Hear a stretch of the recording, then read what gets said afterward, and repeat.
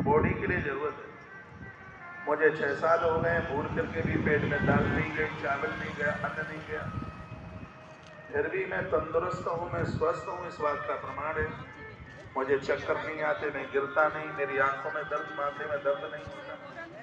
इसमें मेरी महिमा नहीं है, इसमें महात्म्य है गौ माता के दूध का। यदि गौ माता का दूध भी छोड़ देता तो बड़ी।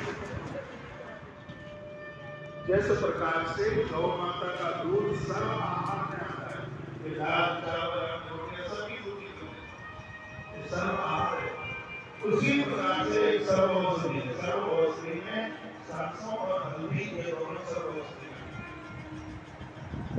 आप जीरे का तड़का लगाते हैं, बहुत चीजें मसाले में आप डालते हैं।